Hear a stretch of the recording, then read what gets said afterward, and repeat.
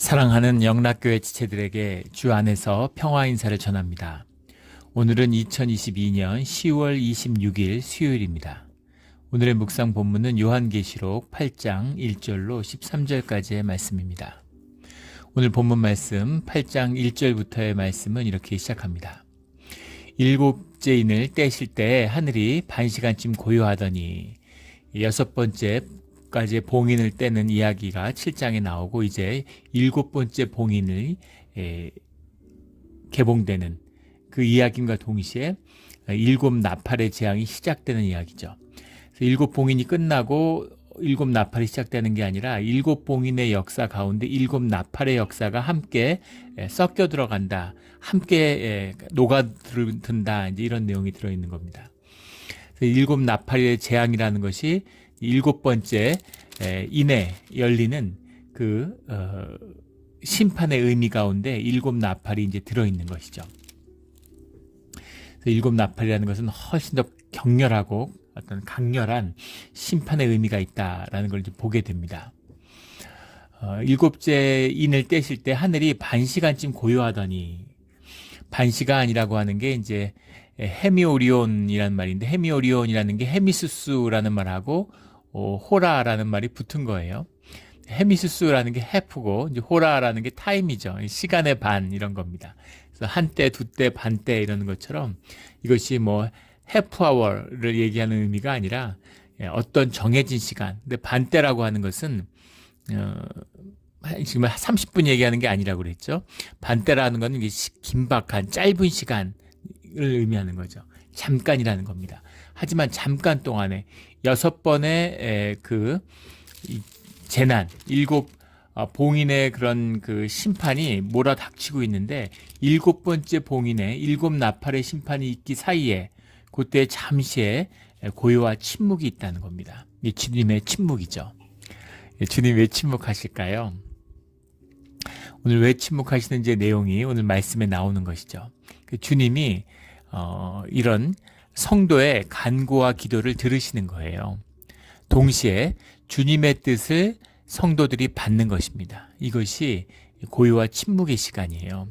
불이 나고 번개가 떨어지고 물의 재난이 닥치고 이러면은 사람들이 정신이 없을 거 아니겠어요? 그런데 침묵의 시간에 주님의 뜻이 무엇인가를 분별하는 시간이 있다는 겁니다. 이거 동시에 또 그 어려움 가운데 주님께 향한 간구의 시간이기도 하겠죠. 근데 기도의 본질이 무엇이냐라고 하는 것을 근본적으로 마주하는 시간인 것이죠. 우리 그 다니엘서를 보면 다니엘서가 70년 동안에 주님이 바벨론의 유수의 기간이 70년에 끝나게 된다고 하는 그 계시를 다니엘이 만나게 되죠. 근데 다니엘이 그것을 만나니까 다니엘의 기도가 시작됩니다. 그런 것이죠. 엘리야가 3년 반에, 또 기도 가운데 3년 반에 가뭄이 끝난다는 것을 계시로 받게 돼요. 그러니까 엘리야가 기도를 시작합니다. 이게 무슨 말일까요? 현상적으로 보면 만약에 기도가 간구만 있는 것이라면 70년에 끝나는 걸 알았잖아요. 기도를 통해서. 그럼 기도가 끝난 거죠. 알았으니까. 3년 반에 가뭄이 끝난다는 걸 알았잖아요. 그러면 기도가 끝나야 되겠죠. 근데 그 반대라는 거죠. 70년의 그 유수의 기간이 3년 반의 가뭄의 기간이 끝나는 것을 알고 기도를 시작한다는 것은 무슨 의미냐면, 주님의 뜻을 알고 주님의 뜻을 합하고 주님의 뜻을 나의 뜻으로 받는다는 것입니다. 그것이 기도의 중요한 의미다라는 것이죠. 그래서 주님에게 우리에게 간구를, 주님에게 우리에게 말씀을, 주님이 우리의 간구를 올려드리는 것이 기도지만 동시에 주님의 말씀을 듣는 것이 기도다. 사실은 보다 본질적이고 더 중요한 것이죠. 주님의 꿈이 내 꿈이 되고 주님의 뜻이 내 뜻이 되고 주님이 가는 길이 나의 길이 되는, 그것을 받아들이고 내 삶의 일부로 녹아드는 그 시간이 기도라는 겁니다. 그래서 기도라고 하는 것은 소중하고 아주 본질적인 것이죠. 주님과 함께하는 교제의 시간이고 주님과 하나 되는 시간이다. 그래서 기도하는 교회가 돼야 되죠. 말이 이상한 말인데 교회의 본질이 기도입니다. 아버지의 집이고 기도하는 집이죠. 그래서 기도해야 돼요. 그래서 교회가 기도해야 됩니다. 기도에 힘을 내고 기도에 열심히 있고 뭐 시간을 구비해서 일부러 나와서 기도해야 된다 뭐 그런 현상적인 의미가 아니에요. 기도가 삶의 일부가 되고 삶의 일부가 돼야 된다라는 의미죠. 그 소중함을 알고 영적인 세상이 열리는 것이 기도입니다. 교회에서 무슨 교제하고 뭐 일하고 뭐 봉사하고 뭐 그것도 귀한 것이죠. 본질적으로 기도가 없으면 기도가 온전히 교회가 온전히 공동체가 온전히 우리의 삶이 온전히 세워질 수 없다는 겁니다. 그래서 기도가 굉장히 중요한 것이죠. 뭐 말로 하면 입이 아프죠. 무슨 말을 한들 귀 있는 자만 듣는 것입니다. 이 말씀의 참된 뜻을 깨달아 아는 우리 모두가 되기를 주의 이름으로 축원합니다. 기도를 못할 수도 있어요. 기도를 허락하신 때가 있고 또 기도를 허락하지 않으시는 때가 있죠. 그런데 신앙생활을 10년, 20년, 30년 하는데 새벽 제단을 한 번을 쌓지 못한다. 사순절에 한 번을 기도하지 못한다. 고난주간에조차 교회 기도 한 번 하러 나오지 못한다. 이거는 뭔가 문제가 있는 겁니다. 우리 한국교회 문제는 그런 분들이 교회 중직자들이 된다는 거예요. 이게 교회의 모든 어려움의 중심에 있는 것입니다. 이것을 풀고 이것을 회복하는 것이 교회의 회복이에요. 무슨 프로그램 돌리고 뭐 사람 모으고 뭐 이런 게 아닙니다. 교회의 본질이 회복되는 이 고난의 시기가 되기를 주의 이름으로 축원합니다. 주님의 침묵이죠. 큰 고난이 있고 나서 침묵의 시간이 있는 거예요. 그래서 그 의미를 그 뜻을 받고 또 그 침묵을 통해서 주님이 행하실 일들의 의미를 우리가 알게 되는 시간, 이 침묵의 시간이죠. 큰 재앙 가운데 있지만 또 상대적으로 침묵하는, 지금도 거대한 재난이 눈앞에 있죠. 온 세상이 공포에 떨고 있습니다. 재난이 오고 돈을 있는 대로 풀었어요. 코비드 때문에 푼 게 아니라 10수년 동안 계속해서 풀어댔습니다. 그래도 인플레이션이었고 문제가 없으니까 괜찮은가 보다 그리고 돈을 막 풀었는데 대재앙이 지금 눈앞에 닥쳐오고 있죠. 코비드는 넘어갔는데 예전에 모기지 그런 사태 때도 어려움을 넘어갔죠. 근데 이 어려움을 넘어갈 수 있을지 다 공포에 떠는 겁니다. 한 1, 2주 전인가요? 영국이 부도를 낼 뻔했죠.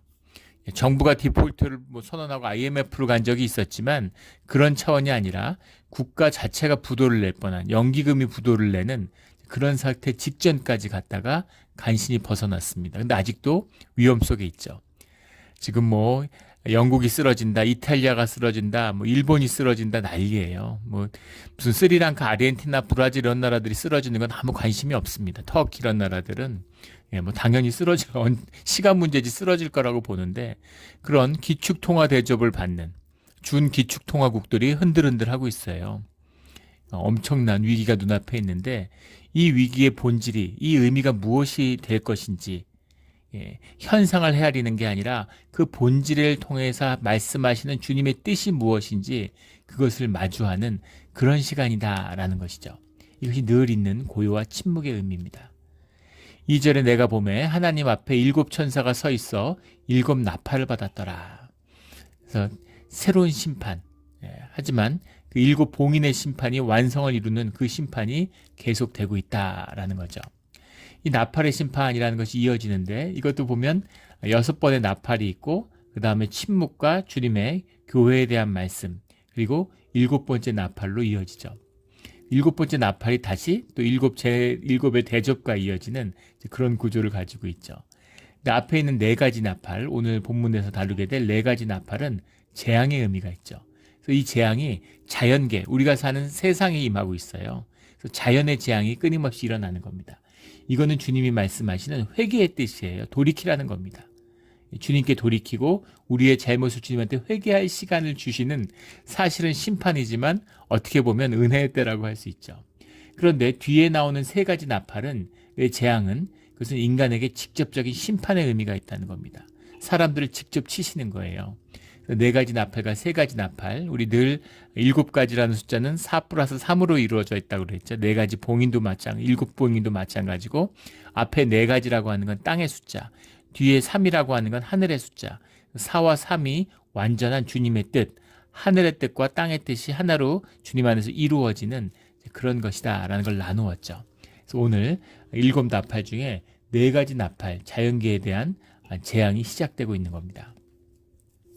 3절에 또 다른 천사가 와서 제단 곁에 서니 금향료를 가지고 많은 향을 받았으니 이는 모든 성도의 기도와 함께 합하여 보좌 앞 금제단에 드리고자 함이라.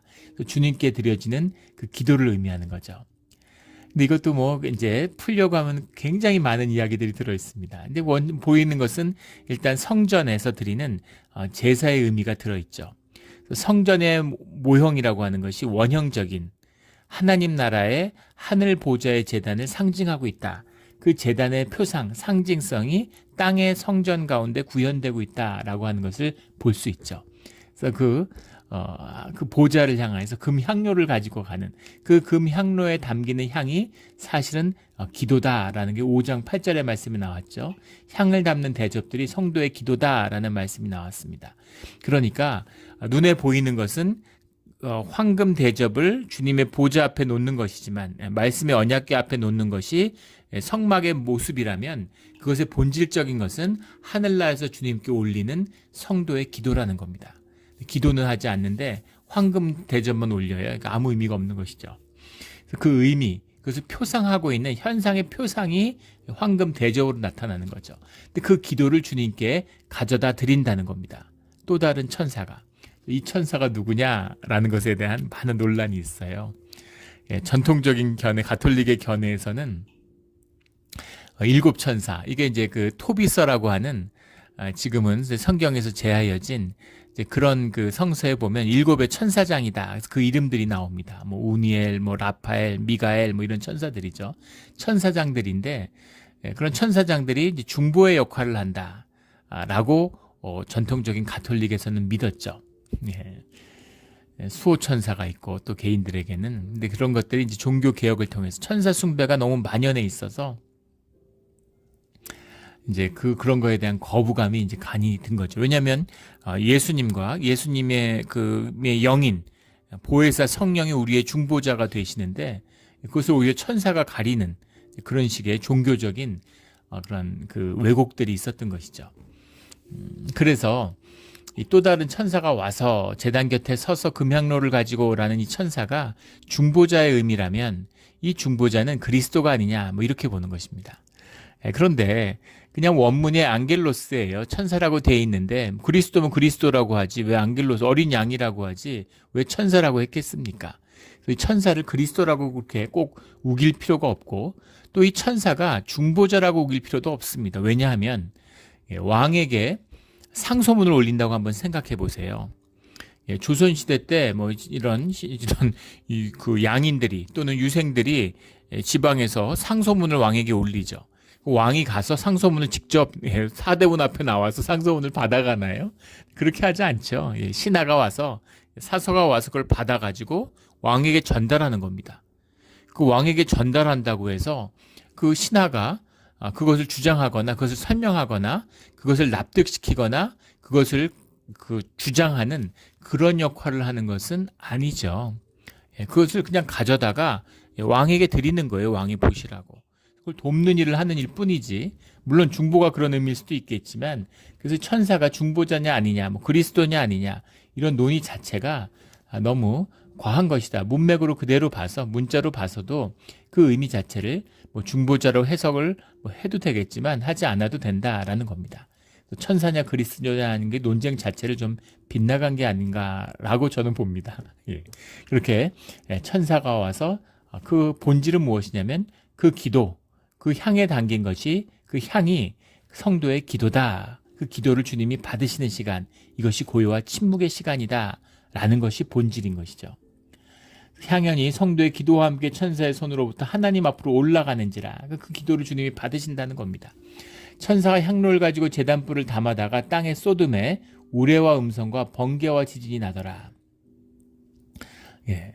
그것을 땅에 쏟았는데 그 기도의 제목을 땅에 쏟았는데 우레와 음성과 번개와 지진이 난다는 게 무슨 얘기인가요?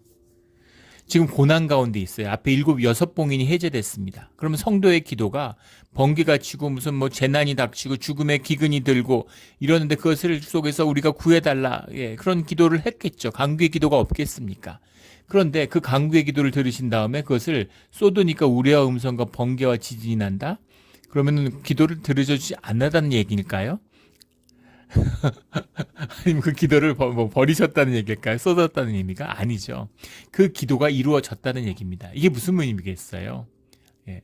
보호하시는, 주님이 보호하시는 의미에서의 자녀들을 지키는 14만 4천의 주의 자녀들을 모으고 인치시는 역사가 일어나고 있는데, 그런데 그들의 기도를 주님이 들으시고 7번째 봉인의 역사, 7나팔의 재난이 시작됐다는 의미입니다. 그 얘기는 뭐냐면 주님의 뜻을 주의 자녀들이 받는 시간, 각오가 되고 준비가 되고, 주님 이제 그 주님의 역사를, 주님의 때를 이루어 주십시오.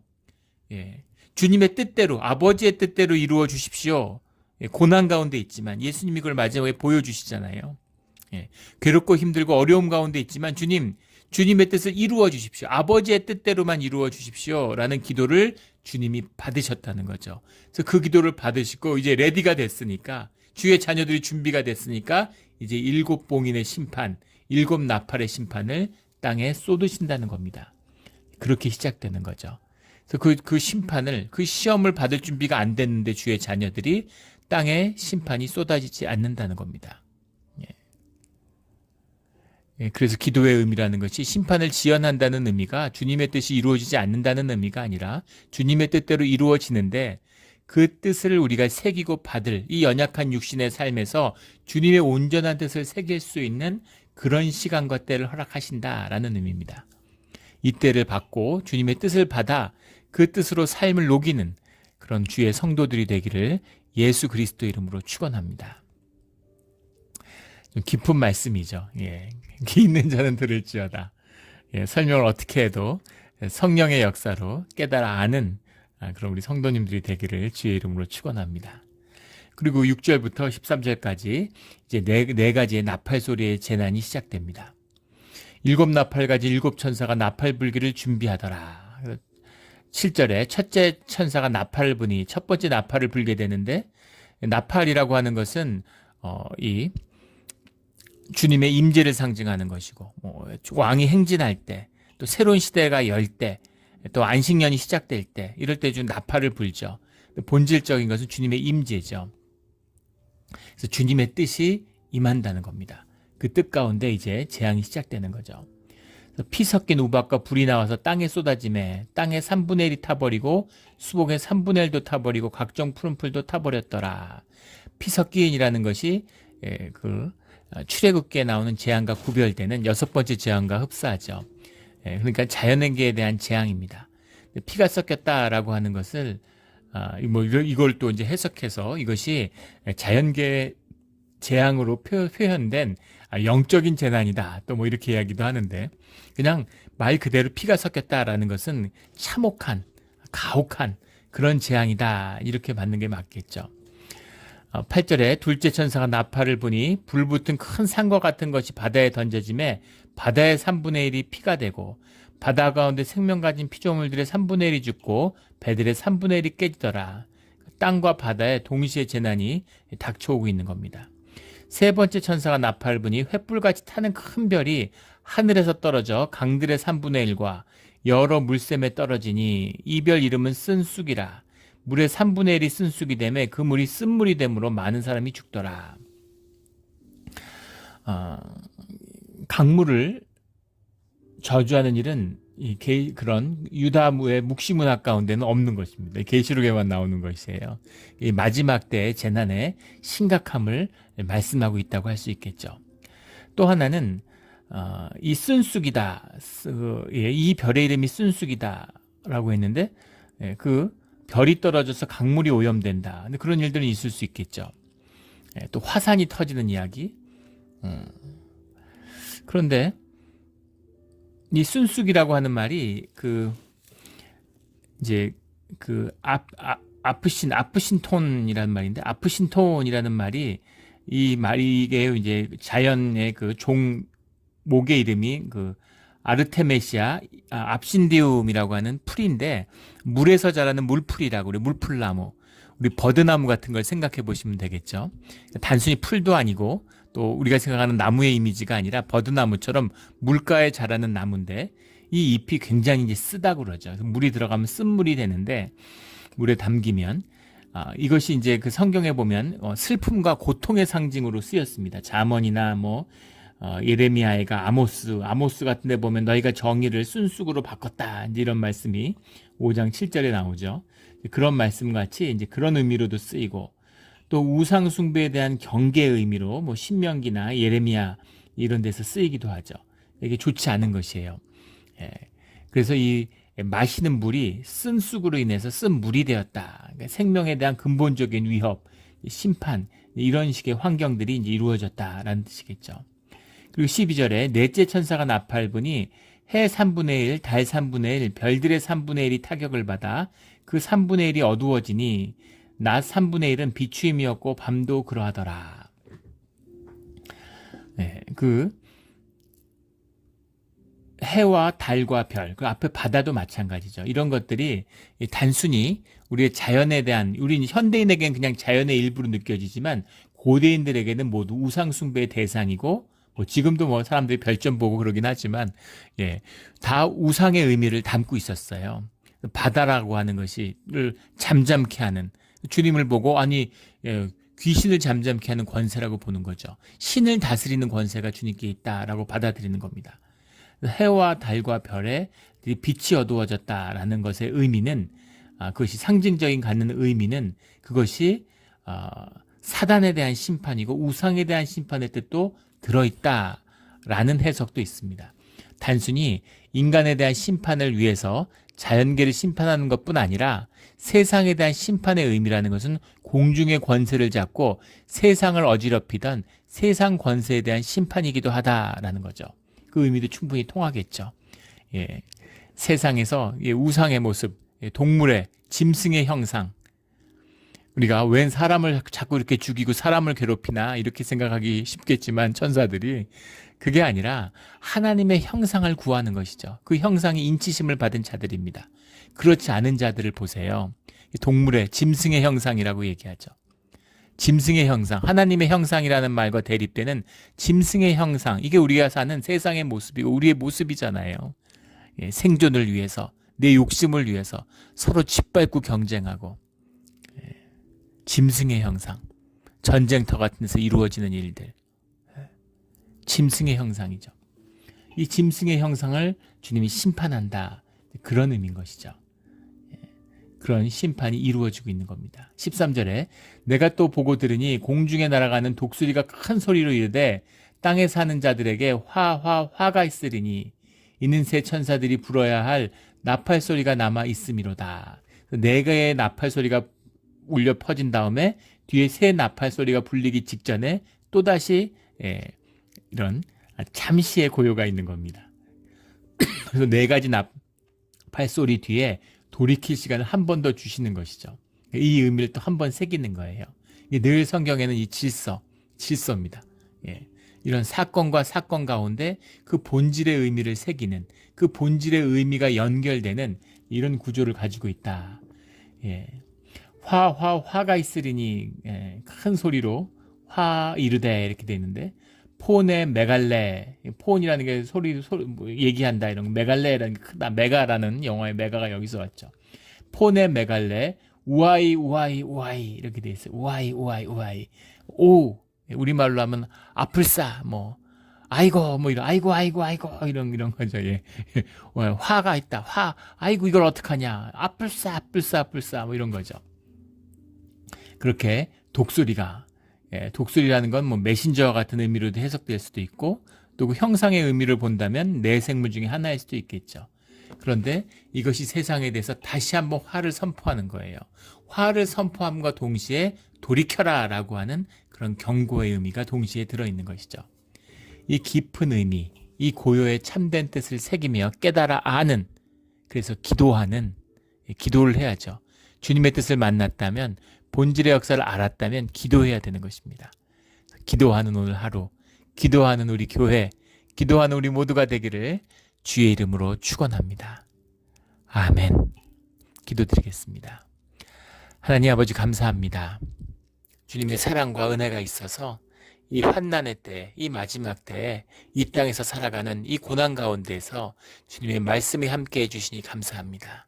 주님의 뜻을 깨달아 주님의 인치심을 받은 자로서 환난을 이기는 생명의 권세를 가지고 살아가는 주의 자녀가 되게 하여 주시옵소서. 오늘 하루가 그렇게 되기를 원합니다.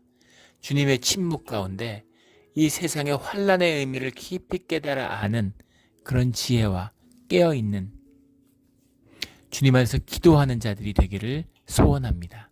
감사하며 예수 그리스도의 이름으로 기도드렸습니다.